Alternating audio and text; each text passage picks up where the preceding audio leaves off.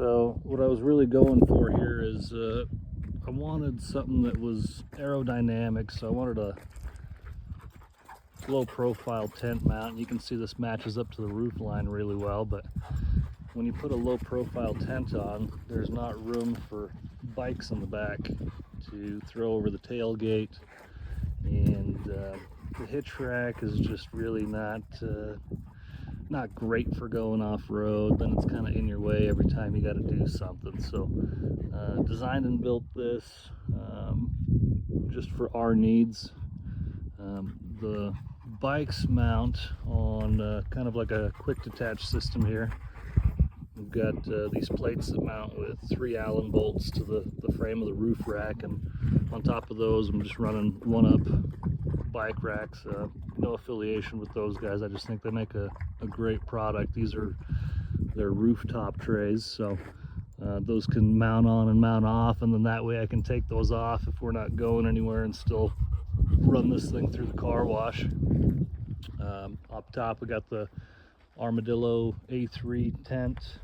This is with the light stopper technology, so the girls can sleep in when it's too bright outside. I'll try and get a couple of shots later with it all set up, and then another bike rack on the other side.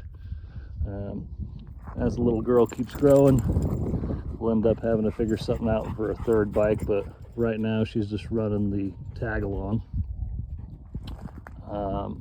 The height of the rack was really based on this kennel and drawer slide system. So once I put an insulated cover on this, I wanted to be able to clear the doghouse.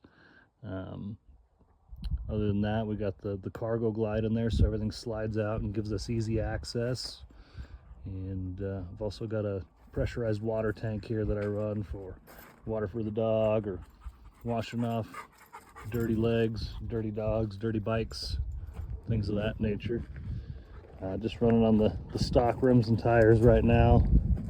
Like I said, just barely got this, so starting to build things out, but this is how the outside's coming along.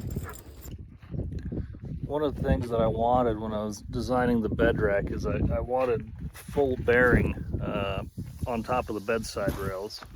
And I don't know if you guys are aware, but on the F150, the rails taper from front to back, so they're skinnier in the back. You've only got about, what, 2 1/4 inches back here, and then the width up here on the rail is almost 4 inches. So when I had these made up and drew them up, I had them go with the body lines. So the mount right here is following the lines of the bed. You can see it's got this nice cutout here for the tailgate, full length, and there's also a bracket all the way in the front that you can put a riv nut in to keep the rack from sliding back and forth. The sides here are kind of overkill.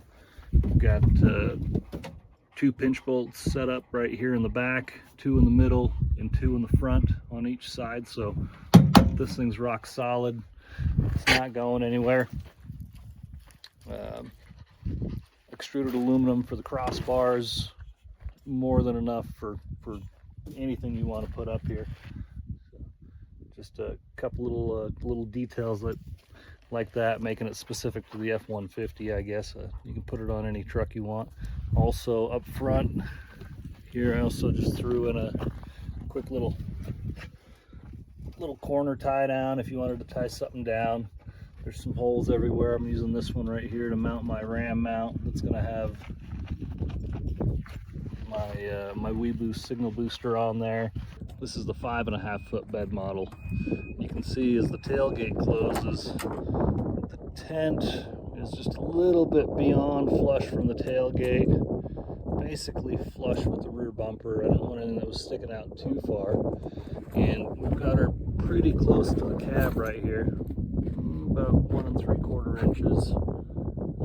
Haven't had any issues with anything bumping in. I don't think there's enough flex in the body to get it to tap the rear window, so hopefully not. We'll find out if it does, and it'll be a bad day, but I think we've got enough room there, and it just makes for a nice compact package for getting a family of 3 out camping in a short bed.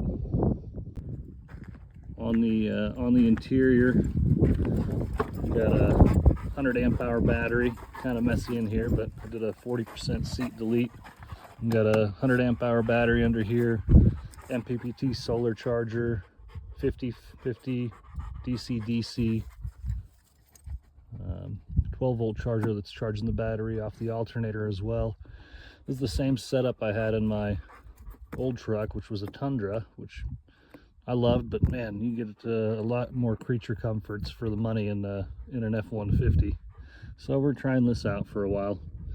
The fridge in here is just a cheapie from Amazon's a Bouge RV fridge, but this thing has been running off that battery and a solar panel for the last 3 years straight without ever shutting down, and it just keeps trucking and trucking. No complaints. I will definitely buy one of these cheap Bouge RV fridges for the next build out, which is be coming up. Just picked up an 80 series Land Cruiser that we're going to be triple locking next week. So this is the truck, nothing else going on in the front, just a regular F150. Got a little leveling kit we'll put on the front, got airbags on the back, onboard air compressor with interior controls. Still got to mount the solar panel. Everything's there to charge it to the battery, just haven't mounted it, but I'm thinking of putting a low profile one on top of the tent, and that should suit our needs for now. So that's where I'm at, and that's where we're heading.